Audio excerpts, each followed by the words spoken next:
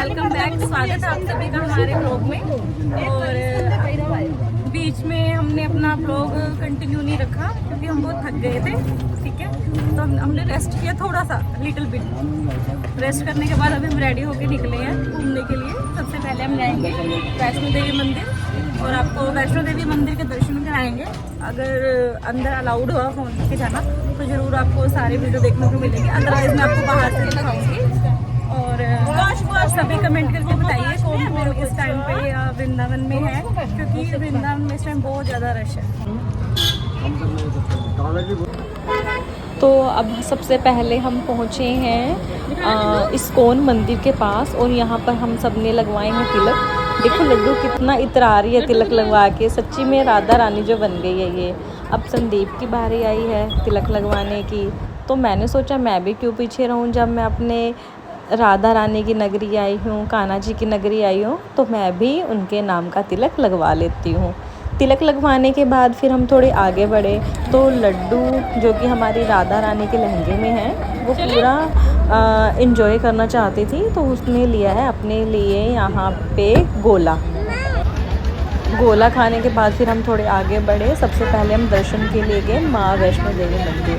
माँ वैष्णो देवी मंदिर में जाते हुए ही रास्ते में सबसे पहले लड्डू ने चोट खा ली क्योंकि उसने पहना था लहंगा और लहंगे में वो उलझ के गिर गई।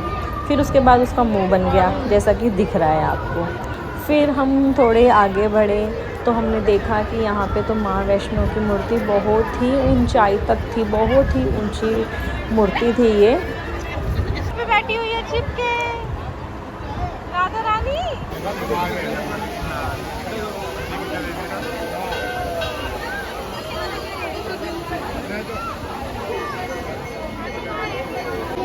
माँ वैष्णो देवी और जो है माता रानी।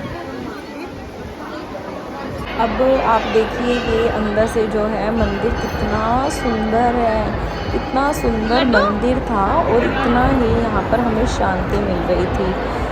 चारों तरफ जहाँ पर भी देखे वहीं पर इतनी अच्छी तरह से मतलब कि चित्रकारी की हुई थी, मूर्तियाँ बनी हुई थी।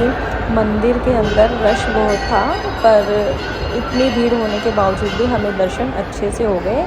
और माता के दर्शन करने के बाद जब हम बाहर आए तो बाहर का जो व्यू था वो देखने लायक था। यहाँ पे झरने बह रहे थे, मूर्तियाँ बनी हुई थी और सेम यहाँ पर जैसे कि माँ वैष्णो देवी मंदिर में है सेम यहाँ पर भी माता रानी की गुफा बनाई हुई है। तो हम गुफा के अंदर गए, हमने 9 देवियों के दर्शन किए यहाँ पे। और लड्डू देखो चल रही है साथ साथ में, तो जयकारा लगाते हुए सभी भक्त यहाँ पे आगे बढ़ रहे थे और काफ़ी अच्छा नज़ारा था। कह सकते हैं कि बिल्कुल ही हम जैसे कि गुफा के अंदर जा रहे थे कि जैसे साक्षात माता रानी हमें वहाँ पे दर्शन दे रही हो, इस तरीके से हमें वहाँ पे दर्शन हुए। और यहाँ के बाद फिर हम गए प्रेम मंदिर। प्रेम मंदिर में इतनी भीड़ थी कि बहुत ज़्यादा धक्का मुक्की थी। हम पहुँच गए पर हम जब तक मंदिर के अंदर हमने एंट्री की मंदिर बंद हो चुका था, तो हमने सिर्फ बाहर से ही मंदिर में दर्शन किए, लाइटिंग देखी। मतलब कि प्रेम मंदिर को देख के तो मुझे क्या मतलब कि हमें सबको यही लग रहा था दुनिया में ऐसा कोई और मंदिर हो ही नहीं सकता जैसा कि ये हमारे राधा रानी का कान्हा जी का मंदिर है। ये एक मतलब कि मैं तो जब इसको फर्स्ट टाइम देखा बोला कि ये तो जैसे 7 अजूबे बोलते हैं ना, उस तरीके से एक अलग ही अजूबा है, 8वां अजूबा मैं तो बोलूँगी। आप लोग जब भी वृंदावन जाओ तो एक बार प्रेम मंदिर ज़रूर जाना। और यहाँ का जो रात में नज़ारा होता है, मंदिर के कलर्स चेंज होते हैं, ग्रीन, पिंक, ब्लू, जैसे कि आप वीडियो में देख रहे हो। जब आप अपनी आँखों से ये नज़ारा देखोगे तो आपकी आँखें मतलब कि देखते ही रह जाएगी। तो आज का हमारा पहला दिन यहीं ख़त्म हुआ। तो नेक्स्ट डे फिर हम गए सबसे पहले बाके बिहारी मंदिर। बाके बिहारी मंदिर में भी बहुत रश था। वहाँ से फिर हमने दर्शन किए राधा वल्लभ जी के, जैसे बोलते हैं कि राधा वल्लभ दर्शन दुर्लभ। पर हमने पहले ही प्लान बनाया हुआ था कि हम बाके बिहारी जी जाएंगे, राधा वल्लभ जाएंगे, राधा रमन जाएंगे। बाके बिहारी में जैसे राधा वल्लभ जी के दर्शन किए वो थोड़ी कम भीड़ थी। उसके बाद हम राधा रमन मंदिर में गए। राधा रमन मंदिर के अंदर वो थोड़ी कम भीड़ थी, हमें दर्शन अच्छे से हुए।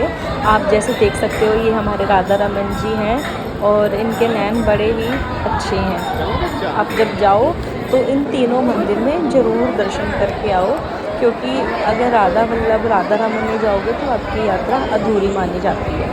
और यहाँ से फिर हम गए थे यमुना जी पे। यमुना जी पर हमने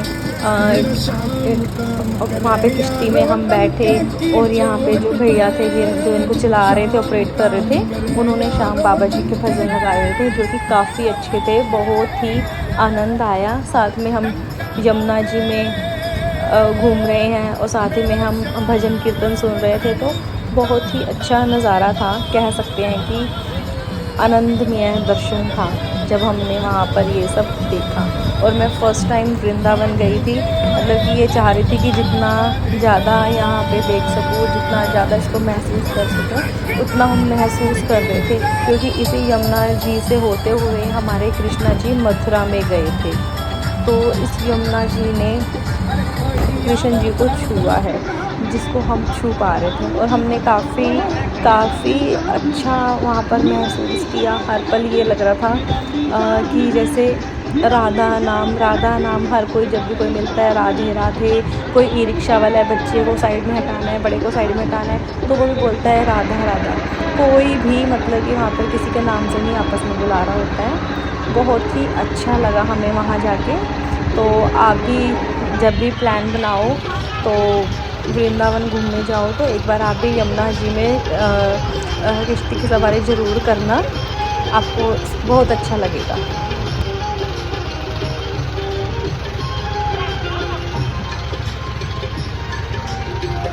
और फिर हम गए निधिवन में हमने देखा कि जैसे तुलसी के पौधे थे वो दो दो के जोड़े में थे और आपस में लिपटे हुए थे। सब बोलते हैं, मतलब कि सुनने में आया है कि शाम को रात को यहाँ पे रास होता है। ये सब गोपियाँ बन जाती हैं, राधा कृष्ण यहाँ पर साक्षात आते हैं। और तभी निधिवन में बोला जाता है कि रात को कोई भी नहीं रुकता है, सभी शाम को दर्शन करने के बाद अपने अपने स्थान पर चले जाते हैं। निधिवन के बाद हम गए गोवर्धन की परिक्रमा के लिए। और जैसे ही हम परिक्रमा के लिए निकले, हमें रास्ते में ये मोर दिखाई दिया। तो ये इतना सुंदर लग रहा था, तो हमने सोचा कि चलो थोड़ा सा कैप्चर कर लेते हैं। तो ये बहुत अच्छा लगा हमें। इसके बाद फिर हम परिक्रमा पे पहुँचे, हमने गाड़ी पार्किंग में लगाई और हमने सबने चाय पी और लड्डू ने भी कुल्हड़ वाली चाय पी, जो उसे बहुत पसंद आई। इसके बाद परिक्रमा करते हुए काफ़ी मंदिर बीच में आए, कुसुम सरोवर आया। कुसुम सरोवर पर हम रुके, यहाँ पे काफ़ी अच्छी सीनरी बनी हुई है जो कि हमने वहाँ पे देखी। और नेक्स्ट डे फिर हम गए रमन रेती। हमने रमन रेती में लड्डू बहुत खेले यहाँ पे। और शाम को फिर हमने रमन रेती में देखी हाथी ने यहाँ पर आरती की, घंटी बजाई। और मतलब कि मैंने तो अपनी लाइफ में ऐसा पहली बार देखा है कि हाथी किसी मंदिर में आरती करता है।